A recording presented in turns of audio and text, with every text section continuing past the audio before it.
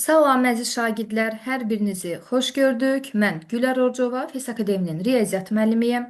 Bugün sizinlə birlikdə növbəti sınavımızın izahına baxırıq. Lakin sınavın izahına başlamazdan öncə xatırlatmaq istəyirəm ki, əgər sizlər də bizim həm ödənişli, həm də ödənişsiz dərslərimizdən faydalanmaq istəyirsinizsə, bax ekranda gördüyünüz 077 598 38 00 menecer nömrəsi ilə əlaqə saxlaya bilərsiniz. İndi isə başlayaq sınavımızın izahına. Deməli, bu sınavdakı suallar uşaqlar Güvən kitabından seçilmiş həqiqi ədədlər mövzusuna aid olan suallardır. Elə gəlin birinci sualdan başlayaq. Birinci sualda bizə deyir ki, bax verilən bu ədədlərdən neçəsi rasional ədəddir? Yadda saxlayın ki, bütün rasional ədədlər kəsr formasında göstərilə bilər. Bax 2 rasionaldır, 0 rasionaldır, -5 rasionaldır, -1 rasionaldır. Həmçinin bu 7 də necə ədəddir? Rasional ədəddir. İndi bu 3 tam dövrdə 2. Baxın, 3 tam dövrdə 2-ni biz çevirib 3 tam 9'da 2 formasında yaza bilirik. Deyirsiniz, bəli. Bunu da çevirib düzgün olmayan kəsr şəklində yazsaz, olacaq 9'da 3 dəfə 9 27, üstünə də 2 gələndə 29. Kəsr formasında göstərə bildimsə, deməli bu rasionaldır. O zaman bu ədəddə sayılır rasional. Amma kök altında 3 və bu pi ədədləri bunlar irrasionaldır uşaqlar. Yəni kök altında 3-dən dəqiq bir cavab çıxmır. Pi'dəki bilirsiniz də təqribi olaraq 3,14, amma sonsuzluğa doğru gedir. Yəni bunlar ikisi irrasionaldır, amma yerdə qalan, baxın neçəsini saydıq? 1, 2, 3, 4, 5, 6. 6 ədəd rasional ədəd olmuş oldu. Ona görə birinci sualda testimizin düzgün cavabı olur A bəndi. Keçirik ikinci suala. İkinci sualda bizə nə deyir? Deyir, -2,9 və 4,4 ədədləri arasında yerləşən tam ədədlərin cəmini tapın. Gəlin biz bu ədədləri ədəd oxu üzərində qeyd edək. Bilirsiniz ki, sıfırdan sağda müsbət ədədlər yerləşir, solda isə mənfi ədədlər yerləşir. Bu -2,9 deməli uşaqlar, -2 ilə -3-ün arasında yerləşir. Bax, hardasa buralardadır. -2,9. Bəs yaxşı 4,4. 4,4 isə deməli 4 ilə 5 ədədinin arasında yerləşir. Bax, hardasa buradadır. 4,4. Bizə deyir ki, bax bu ikisi arasında fikir verin buradan bura qədər. Yəni bu ikisi arasında hansı tam ədədlər yerləşir? Birinci onu tapaq. Bax, birinci tam ədəd başlayır burada -2. Sonra gəlir -1, sonra gəlir 0, yəni bu 0'dır. Daha sonra isə 1, 2, 3 və 4. Yəni 4,4'dən qabaq sonuncu tam ədəd 4'ün özü yerləşir. Bəs bu ədədlərin nəyini istəyir? Bu ədədlərin cəmini istəyir sizdən. Deməli, nə etməlisiniz? Toplamalısınız. -2 ilə müsbət 2-nin cəmi 0 eləyir. -1 ilə müsbət 1-in cəmi 0 eləyir. Bu 0'ı nəzərə almırsınız. Qalır 3 və 4. 3 ilə də 4'ün cəmi uşaqlar 7'yə bərabər olmuş olur. Yəni ikinci sualda testimizin düzgün cavabı olur C bəndi. Keçək növbəti suala. Baxırıq üçüncü suala. Üçüncü sualda bizə deyir ki, bu ifadəni sadələşdirin. Əvvəlcə gəlin hər birinin məxrəcini irrasionaldan azad edək, sonra hesablayaq. Deməli, birinci kəsrin məxrəci kök altda 5 çıxılsın kök altda 2'dir.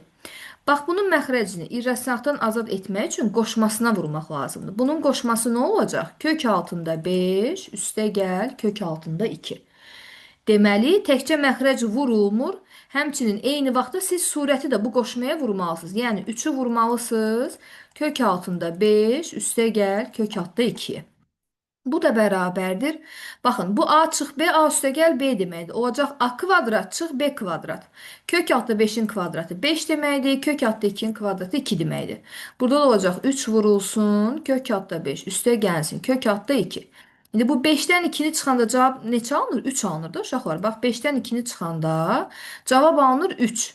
Onda bu 3 ilə bu 3'ü ixtisar apara bilərsiniz. Burada sadəcə cavab kök altında 5, hətta bunu biraz kökünü azaldıq. Aha. Kök altda 5, üstə gəl, kök altda 2 alınmış olur. Deməli, bax, buranı sadələşdirdiniz. Oldu kök altda 5, üstə gəl, kök altında 2. İndi keçirik bu tərəfə. 10 bölünsün kök altında 5. Bunun məxrəcini xilas etmək üçün isə qoşması elə kök altda 5'in özü olacaq. Gəlin elə birbaşa qoşmasına vuraq. Həm surət, həm məxrəc, məxrəcin qoşmasına vurulur. Bax, kök altda 5'ə vurursunuz. Surəti də, məxrəci də. Bu da bərabər olur. Kök altda 5-i kök altda 5-ə vuranda eləyir 5. Bu da 10 kök altında 5 olduğu kimi qalır. Və bu 10 ilə 5-i ixtisar aparanda bir dəfə, 2 dəfə, deməli düzgün cavab 2 kök altda 5 alınmış olur. İndi gəlin sadələşdirək. Bax, əvvəlcə bu birinci kəsirin cavabını yazırsınız. Nə almışdıq? Kök altda 5 üstəgəl kök altda 2 almışdıq. Onu yazırsınız. Kök altda 5 üstəgəl kök altında 2. Çıxılsın. Bu ikincinin cavabı nədir bəs? Deyirsiniz ki, 2 kök altda 5-dir. İndi sadələşdirək. Kök altda 2 olduğu kimi qalacaq və siz kök altda 5-dən çıxanda 2 kök altda 5 eləyir mənfi kök altında 5. Kök altda 2 çıxılsın. Kök altda 5 testin düzgün cavabı. Üçüncü sualda D bəndi. D variantı alınmış olur. Keçirik növbəti suala. Baxırıq dördüncü suala. Dördüncü sualda deyir ki, ədəd oxunda 15 ədədindən 11 vahid məsafədə yerləşən ədədlərin cəmini tapın. Baxın, bu 15 ədədindən bir var 11 vahid sağda yerləşən, bir də var 11 vahid solda yerləşən. 11 vahid sağda yerləşəni tapmaq istəyiriksə 15-in üstünə 11 gəlməli, yəni düzgün cavab eləməlidir 26. Və birincini tapdıq. Yox, 15-dən 11 vahid solda yerləşəni tapmaq istəyirəmsə 15-dən 11-i çıxmalıyam. Bu da eləyir 4. Deməli, bu 15 ədədindən 11 vahid məsafədə yerləşən ədədlər deyəndə 4 və 26-nı burada nəzərdə tutur. 4 və 26. İndi bu ikisinin də cəmini istəyirsə 4 ilə 26-nı toplayırıq. Bunun da düzgün cavabı 30 alınmış olur. Yəni 4-cü sualda testimizin düzgün cavabı olur A bəndi. Keçək növbəti suala. Baxırıq 5-ci suala. 5-də bizə deyir ki, kök altda 12 ədədinin tam hissəsini tapın. Gəlin bu cür ədədlərin tam və kəsr hissəsinin tapılma qaydasını nə edək, öyrənək. Bax, kök altında 12. Birinci fikirləşin. Hansı iki irrasional ədəd arasında yerləşir? Daha doğrusu irrasional yox. Hansı iki kök arasında yerləşir ki, onlardan dəqiq cavab çıxır? Deyirsiniz ki, bu kök altında 16-dır. Biri də kök altında 9-dur. Çünki kök altda 9-dan 3 tam çıxır. Kök altda 16-dan 4. Bu 12 də bunların arasındadır. Məsələn, gəlin ola belə yazaq. 12 bunun arasındadırsa, bax aradadırsa. Hardasa olsun, məsələn deyirəm 3 onda 1, məsələn. Ola bilər bir başqası 3 onda 2 yazsın. Olar. Ola bilər bir başqası 3 tam onda 4 yazsın. Olar. Yəni bu 12 təqribən 3 onda 1 kimi götürün. İndi bu tam hissəsi nədir? 3 onda 1-in fikir verin. Bu ədədin tam hissəsi bərabərdir nəyə? 3-ün özünə. Bir daha deyirəm, tam hissə 3-ün özünə bərabər olmuş olur. Yəni burada düzgün cavab B bəndidir. Birdən uşaqlar, burada sizdə tam yox, kəsir hissəni istəsə, yadda saxlayın ki, kəsir hissəni tapmaq üçün hər zaman ədədin özündən onun tam hissəsini çıxmalısınız. Bax, məsələn, kök altda 12-nin kəsir hissəsini soruşsaydı, siz yazmalıydınız ki, ədədin özü, yəni kök altında 12, çıxılsın bunun tam hissəsi, yəni 3. Ola bilər 12-ni də sadələşdirib versin sizə və s. və s. bir neçə növdə verə bilər. Amma əsas yadda saxlayın ki, kəsir hissəni tapmaq üçün ədədin özündən tam hissəni çıxmaq lazımdır. Burada sadəcə tamı soruşur, ona görə cavabı B bəndi, yəni 3 götürmüş olursunuz. Keçək növbəti suala. Baxırıq 6-cı suala. 6-cı sualda bizə deyir ki, əgər x sıfırdan kiçik olarsa bu ifadəni deməli sadələşdirin. Sıfırdan kiçik olmaq nə deməkdir? Mənfi 1 deməkdir. Yəni mənfi olmağı deməkdir. Təsəvvür edin ki, mənfi 1-dir. Məsələn. İndi mənfi 1 minus 2 sizə nə verəcək? Sizə mənfi 3 verəcək. Yəni bu modulun içərisi mənfidir. Bizim də həqiqi ədədlər dərsində qaydamız var. Əgər modulun içərisi mənfidirsə, siz, belə deyək də, bu ifadəni moduldan çıxardan zaman yerlərini dəyişib çıxartmalısınız. Bax, 5 olduğu kimi qalır, amma bunu, belə deyim də sizə, baxın, bunu olduğu kimi çıxarda bilməzsiniz. Çünki olduğu kimi çıxartsanız, deməli mənfi çıxartmışsınız. Bu olmaz. Necə çıxartmaq lazımdır? Yerlərini dəyişmək lazımdır. 2 minus x formasında çıxmalıdır. Onu da gətirib yazırsınız bura. 2 minus x. Üstə gəl x-a dəymirsiniz. Bu da bərabərdir. Sadələşdirsək, bu olur 7 çıx x, üstə gəl x bərabərdir. Yenə, x mənfi bir ədəd idi. Məsələn, mənfi 1 idi. 7-dən çıxanda mənfi 1, bax fikir verin. 7 çıx mənfi 1. Bu nə olacaq? 7 üstə gəl 1 eləyəcək. Yəni 8. Daha doğrusu 8 kimi yazmayın, bura hesablamayın. Sizə sadəcə nə lazımdır? Biləsiniz ki, bunun cavabı müsbət alındı. Əgər modulun içərisinin cavabı müsbətdirsə, onda ifadə, yəni moduldan çıxarılan zaman, moduldan xilas olunanda olduğu kimi çıxarılacaq. Bax, 7 çıx x. Üstə gəl x-i də yazırsınız yanına, yəni ona dəymə ixtiyarımız yoxdur. Sonra baxırsınız ki, mənfi x, müsbət x, əksi bir-birinə islah olundu, getdi. Deməli, düzgün cavab 7 alınmış olur. 6-cı sualda testimizin doğru variantı olur, D bəndi. Baxaq növbəti 7-ci suala. Görək 7 bizə nə deyir? Deyir ki, x üstəgəl 5 modul daxilində. Üstəgəl modul daxilində 3y çıx 9 kiçik bərabərdir 0 olarsa, x üstəgəl y cəmini tapın. Yaxşı, bunu necə tapa bilərik? Bax, fikir verin. İki dənə modul verib də bizə düzdür. Biz də bilirik ki, modul ya 0 qiymətini alar, ya da bir müsbət ədəd olar, ya müsbət qiymət alar. Əgər modul müsbət olsa, məsələn deyirəm, iki müsbət ədədi toplayanda bu sizə nə sıfırdan kiçik bir qiymət verəcək, nə də sıfıra bərabər bir qiymət verəcək. Bax, fikir verin, nə sıfırdan kiçik olacaq, nə də sıfıra bərabər olacaq. O zaman deyirsiniz ki, bunların, yəni iki modulun ikisinin də cavabı müsbət deyil, ikisi də sıfıra bərabərdir. Bax, çünki sıfırla sıfırı toplayanda ancaq bu halda sıfıra bərabər ola bilər. Başqa bir halı mümkün deyil. Yazırsınız ki, x üstəgəl 5 bərabərdir sıfıra. Modul sıfıra bərabərdirsə, deməli ifadənin özü də sıfırdır. Onda x nəyə bərabər olacaq? 5-i atırsınız bu tərəfə, deyirsiniz ki, x mənfi 5-ə bərabər olmuş oldu. İndi keçirsiniz bu biri modula. 3y çıx 9 əgər modul sıfıra bərabərdirsə, deməli bunun içərisi də sıfıra bərabərdir. 3y çıx 9 bərabərdir sıfıra. 9-u atırsınız o tərəfə. 3y bərabərdir 9-a. Y də bərabərdir 9 bölünsün 3. Yəni 3 alınmış olur. Y-ın qiyməti oldu 3. İndi x üstəgəl y cəmini tapmaq istəyir. X-in cavabı mənfi 5, y-ın cavabı 3. Toplayanda neçə edir uşaqlar? Mənfi 2 alınmış olur. Yəni 7-ci sualda testimizin düzgün cavabı olur C bəndi. Keçək növbəti suala. Baxırıq 8-ə. Deyir ki, x mənfi. Bax, görürsünüz, sıfırdan kiçik olmağı x-in mənfi olmağı deməkdir. Y sıfırdan böyük olmağı y müsbət olmaq deməkdir. Z-dəki sıfırdan kiçik, yəni Z-dəki mənfi deməkdir. Olarsa, aşağıdakı bərabərliklərdən hansı doğru deyil?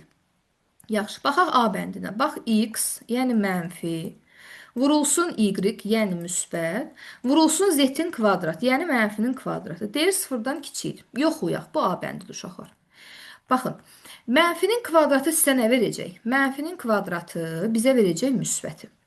Müsbət. İndi iki müsbəti bir-birinə vurub, əlavə bir dənə də mənfiyə vuranda cavab mənfi olacaq. Həqiqətən də sıfırdan kiçik olmuş olacaq. Deməli, A bəndi doğrudur.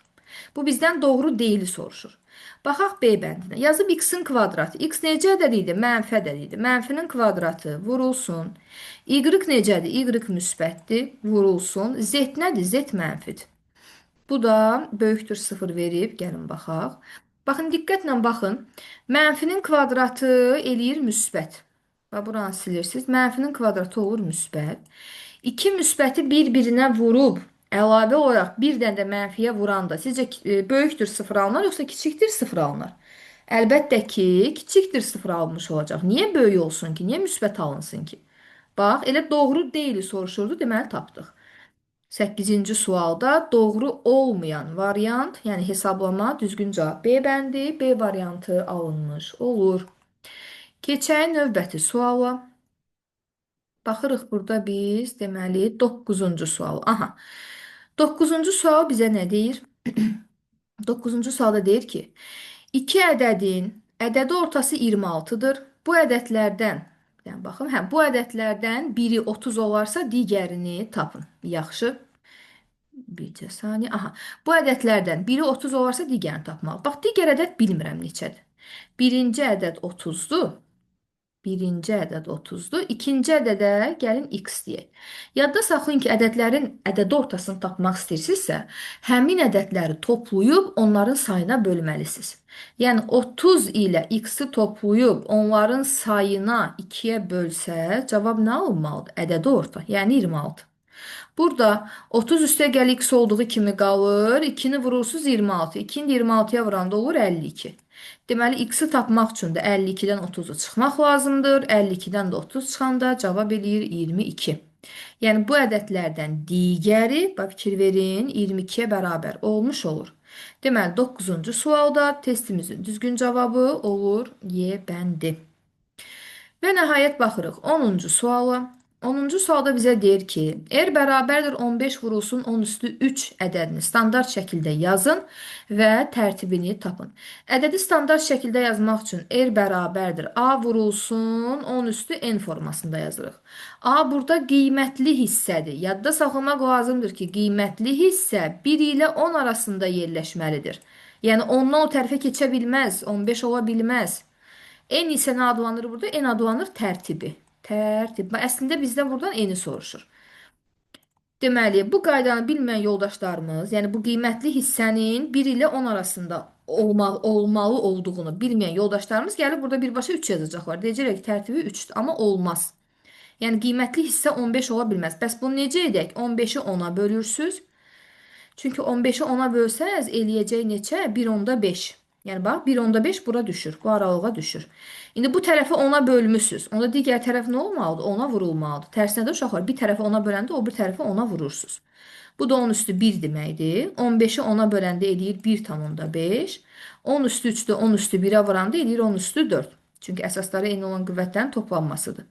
İndi bizim belə deyək də, ədədin standart şəkildə yazılışı formasına uyğun gəlirmi? Deyirsiniz ki, bəli, gəlir. Onda bu ədədin tərtibi hansıdır? Baxın, tərtib 4-ə bərabər olmuş olur. Deməli, 10-cu sualda testimizin düzgün cavabı olur C bəndi. C variantı. Belə, bu da bizim sonuncu sualımızın izahı idi. Bir daha xatırlatmaq istəyirəm ki, uşaqlar, sizlər də bizim həm ödənişli, həm də ödənişsiz dərslərimizdən faydalanmaq istəyirsinizsə, bax, ekranda gördüyünüz 077 598 38 00 menecer nömrəsi ilə əlaqə saxlaya bilərsiniz. Videonu bəyənməyi və kanalımıza abunə olmağı unutmayın. İzlədiyiniz üçün təşəkkürlər.